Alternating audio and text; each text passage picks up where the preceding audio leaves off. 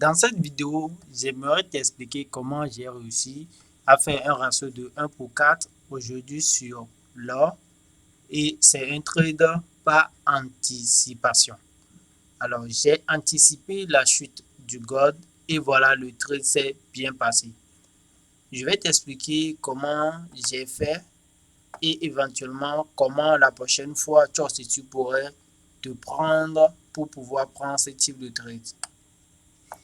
Bien, d'abord, comme tu le vois, j'ai juste pris l'entrée à ce niveau, d'accord, avec mon stop loss qui est arrivé à ce niveau et un bon TP que j'ai juste laissé légèrement à la merci du marché et puis voilà, c'est tombé drastiquement.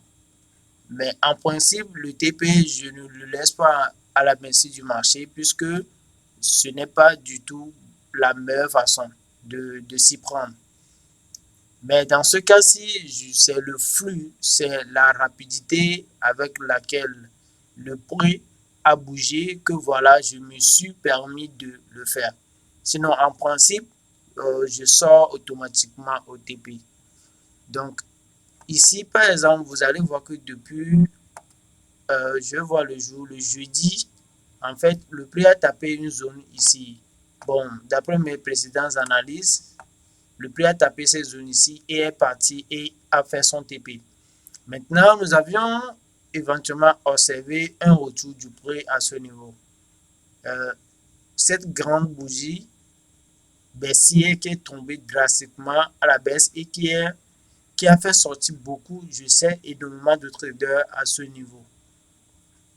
Mais bien évidemment, comme la direction est haussière, vous allez voir que le prix, encore une fois, vu que le prix n'est pas sorti de cette zone, le prix a encore fait quoi? Est reparti à la hausse encore une deuxième fois.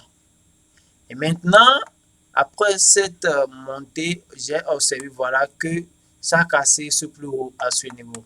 Et donc, éventuellement, si je vais en M15, vous allez voir qu'il y a une zone à ce niveau.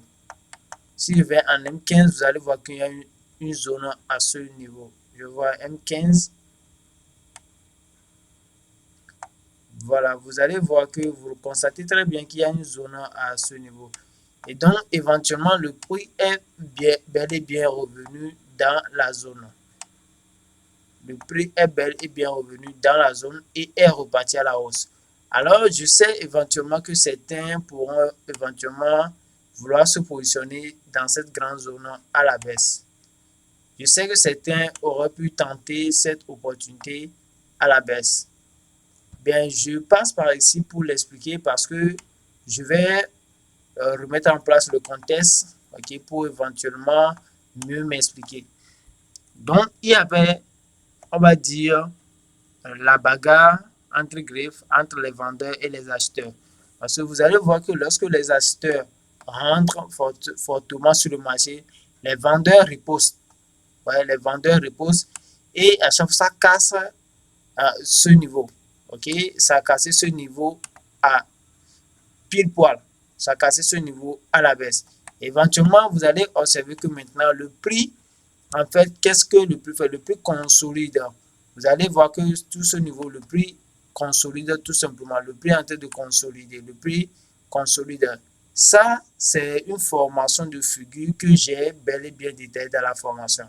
Donc, si vous n'avez pas encore pris la formation, je vais vous inviter à prendre la formation pour mieux comprendre certains mouvements, pour ne pas se laisser influencer par certaines configurations et voilà, se faire manipuler tout simplement.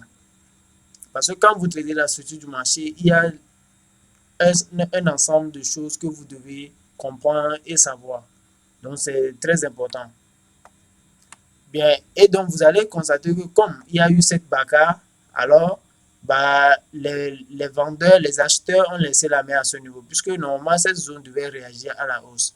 Mais ils ont laissé la main et donc ça a cassé ce niveau. Maintenant, aujourd'hui, à voir ce qui se passe ici et d'après mon expérience sur le marché, alors j'ai pris un bon sell à la baisse. Bon, je vais au TM15 parce que je n'aime pas, voilà, je vais au TM15 du graphique. Bien, vous allez constater que donc le prix a juste consolidé Et donc, le prix est revenu. Et là, je me suis dit bien, ok, je vais opter pour ce type de trade. Alors, c'est un trade par anticipation. D'abord, je vais m'expliquer ici. Lorsque vous tradez, la meilleure chose à faire, alors, ce trade, ce n'est pas un truc que je conseille. Voilà, ce n'est pas un truc que je vais conseiller parce que la meilleure chose à faire lorsque on est dans ce domaine pour être constant à long terme, c'est de prendre des trades confirmés. Voilà, prends que des trades confirmés. Prends des trades avec des confirmations. Parce que tu as une confirmation que voilà, d'après la stratégie, que quand telle chose se passe, donc il faut attendre et espérer telle chose. Vous voyez, donc c'est ça une confirmation. Maintenant, l'anticipation, c'est qu'on n'attend pas forcément que telle chose se passe, mais on voit déjà ce qui va se passer et puis voilà, on n'attend plus, ok, la permission, mais on se permet tout simplement d'y aller parce que on sait que voilà, ça va se produire. Et donc, c'est ça une anticipation. Et la raison pour laquelle c'est dangereux cette pratique, parce que ça va vous mener euh, à vouloir le répéter le plus souvent. Voilà, parce que le cerveau fonctionne comme ça. Lorsque ça, la première fois, ça lui a fait du bien, lorsque voilà, cette anticipation a marché, la seconde fois, bah, il va encore vous pousser à avoir l'envie de prendre encore un trade par anticipation. Et je vous dis que l'anticipation n'est pas la meilleure chose parce que vous allez souvent vous faire sortir en stop loss. Voilà, ce n'est pas la meilleure chose. Maintenant, seulement, il y a un petit détail qui change à moi, à mon niveau, quand je veux prendre un trade par anticipation. Et ce petit détail, voilà, ça s'est reproduit ici. Et donc, c'est ce qui m'a permis, voilà, moi, de rentrer ici à la baisse. Et voilà, sans anticiper énormément, voici, c'est juste un ratio de 1 pour 4. Moi, j'étais sorti 1 pour 4. J'étais sorti juste ici. Juste ici. Voilà, bon, avant que voilà, cette petite montée ne se produise. On était sorti pile poil. Voilà. Et donc, je vous ai expliqué d'accord tout de suite que voilà, il y a des trades confirmés, il y a des trades par anticipation. Et pour être rentable et constant, la meilleure chose, c'est de prendre des trades confirmés. Vous avez la confirmation et puis vous rentrez. Quand il n'y a pas cohérence, alors il n'y a pas confirmation. Quand il n'y a pas, voilà, tout ce que nous cherchons, voilà. Lorsqu'il n'y a pas ça, alors on ne fait rien du tout. On attend. Maintenant, l'anticipation, c'est autre chose. C'est autre chose. C'est personnel. Chacun, là, à ce niveau, en fait ce que, voilà, ce qu'il veut. Mais je ne le conseille pas. C'est pas un truc que j'enseigne ça, non. Voilà, c'est un truc personnel. Chacun, ok, fait ce qu'il veut à ce niveau. Ce que je conseille, j'enseigne, c'est les traits confirmés. Voilà. C'est les traits confirmés. Chacun en fait ce qu'il veut. Mais moi, si je me permets de prendre participation, alors c'est à mes risques et périls. Voilà. Donc, c'est ça en fait. Donc, à ce niveau, vous voyez, donc, je vais donc par conséquent ôter ce truc. Donc, vous voyez, donc, j'ai juste anticipé la baisse du prix fortement à ce niveau. Donc, c'est juste une question d'analyse, de vision du marché et de l'offre et de la demande. Donc, quand des changements s'effectuent entre vendeurs et acheteurs, il faut être vraiment à l'écoute pour voir et observer tout ceci. Mais encore une fois, je vous dis que par manque, si vous n'avez pas la connaissance qu'il faut, ça va être très difficile. Donc, sachez quel type de formation vous allez acheter, sachez qui vous allez suivre sur les réseaux, sachez éventuellement, euh, bref, la qualité de ce que vous êtes en train de consommer tous les jours, ok, d'envoyer à votre cerveau comme message. Donc, c'est très important. Donc, à ce niveau, c'est juste un bon trade. Et maintenant, ce que j'espère, bon, ça, c'est la suite de l'analyse. Ce que j'espère, parce que tout ceci, bon, s'est bien déroulé. Ok, ce que j'espère, ça, bon, ça sera mon analyse prochaine. Mais voilà, je vais m'arrêter ici. Donc, c'est juste pour vous expliquer un tout petit peu, au moins vous faire savoir qu'il y a des téléconfirmés. Voilà, ce qui est en rapport avec la stratégie normalement et les télé par anticipation éventuellement, ça c'est une affaire personnelle. Donc, d'accord, ça c'est un peu que je vais vous dire, je sais, je suis bon dedans. Non, non, non, non.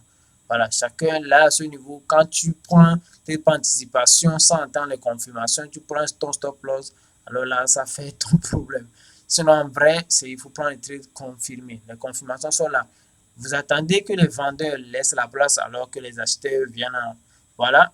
Ou soit vous attendez que voilà, les acheteurs laissent la place pour que les vendeurs prennent la place.